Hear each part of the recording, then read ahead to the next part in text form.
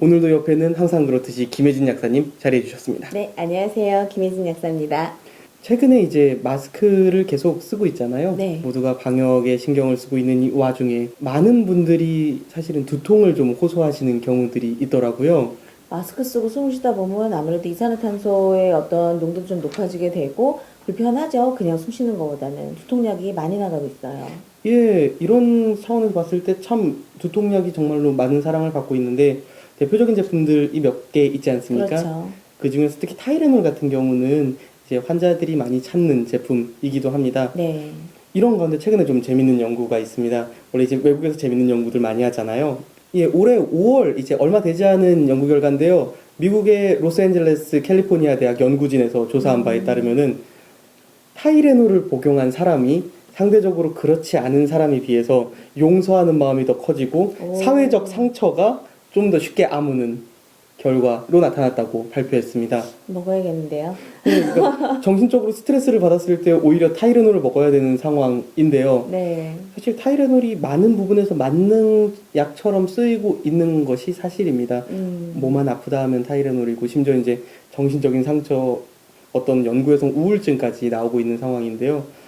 약이라는 게 반드시 만능처럼 작용할 수는 없는 거잖아요. 그렇죠. 이게 타이레놀이 사실 가장 부작용이 좀 적기도 하고, 그 다음에 보통 소염 진통제로 분류되는 NSAID 같은 경우에는 이제 복용하면 안 되는 사람들이라거나 아니면 알러지가 있는 특정 이제 알러지 질환 사람들이 많기 때문에 제한적인 반면에 타이레놀은 조금 더 폭넓은 분들이 많이 드실 수 있는 약이다 보니까 임산부에게도 많이 권해지고 어르신들, 어린이들 이렇게 넓게 복용을 하고 있는데 그렇다고 이제 무조건 100% 안전한 약이라는 게 없다라는 거잖아요. 그래서 지금처럼 그렇게 먹으면 우울증에도 좀 효과가 있는 것 같고 그 외에도 굉장히 재미있는 연구가 많이 있는데 또 반대로 이렇게 안전한 타이레놀임에도 불구하고 그래서 임산부들이 타이레놀 복용을 했을 때 문제가 있을 수 있다라는 연구 결과들이 이제 하나둘씩 나오고 있는 거예요. 물론 그 논문들이 100% 굉장히 정확하다거나 아니면 빈틈이 없이 완벽한 논문들은 아니에요. 조금씩 빈 구석도 있고, 그 다음에 어떻게 문제점도 좀 있고, 아니면 실험의 어떤 개체수가 굉장히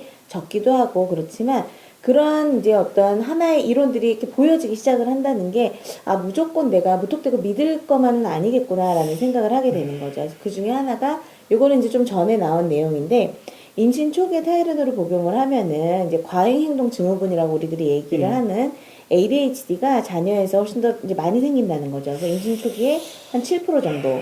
근데 그거를 2기나 3기에 지속적으로 계속 복용을 하게 되면은 막 22%, 27% 이렇게 계속 상승을 한다는 거예요. 그래서 이제 엄마들이 아이 태아를 이제 벨고 있는 엄마들이 막 걱정을 했었어요. 근데 얼마 전에는 또 그런 얘기가 나온 거죠. 임신 시에 타이레놀을 특히 초기에 6달만 복용을 해도 아이들이 언어 발달 장애가 올 수 있다. 그래서 이거를 어떤 논문이었냐면 임산부들을 딱 조사를 했을 때 30개월쯤에 언어 발달 상태로 조사를 한 거예요. 그랬더니 참여 인원의 한 10% 정도에서 발달 장애가 일어났어요. 특히 여아들한테서. 맞다. 기자님 지금 되게, 부인분이 임신 중이시죠? 예, 되게 타이레놀을 즐겨 먹는 친구인데요. 혹시 따님이세요? 예.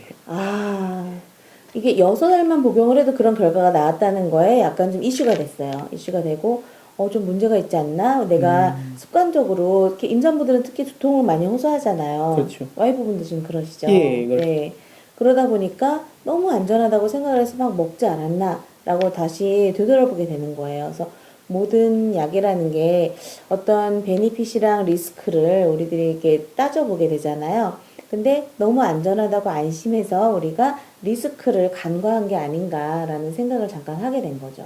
약이라는 게 안 먹는 게 좋다라고 이야기는 합니다만 올바르게 먹는 과정이 정말 중요하다고 생각하거든요. 아까 이야기하듯이 저도 이제 어떻게 하다가 딸 가진 예비 아빠로서 되게 지금 이 얘기에 되게 많은 충격을 받았는데요. 올바르게 약을 먹는 방법을 아주 간략하게 소개해 주실 수 있는지요? 대한약사에서 이런 부채 한번 보신 적 있으실 거예요. 이렇게 부채가 나왔었는데 이게 가장 약을 바르게 먹는 법에 대해서 간단하게 소개를 하고 있는 거예요.